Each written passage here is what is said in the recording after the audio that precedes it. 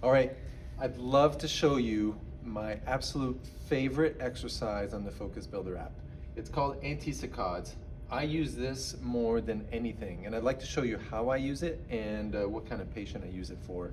I love to use this especially for just really building up and activating that dorsolateral prefrontal cortex. I do that with almost all of my dysautonomia patients or anyone that has any kind of autonomic issue.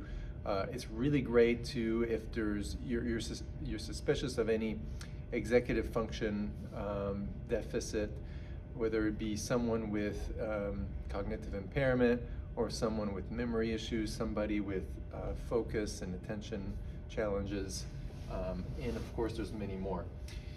So just real quick in settings, you'll see that you can actually change the angle of the exercise in 4 different positions. And one of my favorite strategies is to actually use it as a prosaccade first, and we'll go in every direction. This is assuming they don't have a hemisphericity.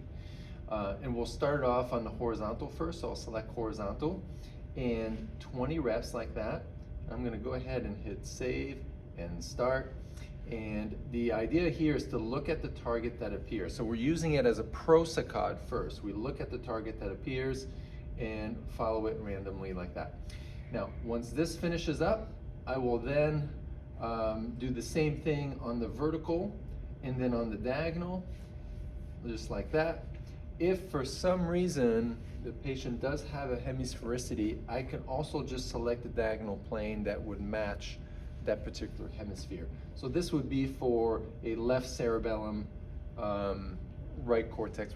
It's primarily more of a cerebellar preference with this angle here. And then when I'm through with all 4 directions, I'm gonna start over again. And this time, I'm gonna do it as an antisaccade. And with antisaccades, I usually make it a little longer because this was going pretty fast. And for prosaccades, that's fine.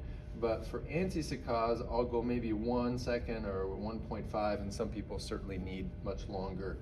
And again, we'll go in all the different directions, 20 reps. And what I like to do is here they're looking away from the target that appears and back to center. What I like to do is also add in, especially if there's some kind of autonomic involvement, and if we want to activate more of the vagal system, that parasympathetic system, I'll go ahead and have them use like a Resimax like that, right on their sternum, and I want these little prongs on each side of the neck here so we can have some vibration into or near the vagus nerve. I hope this was helpful and that you enjoyed this little tidbit.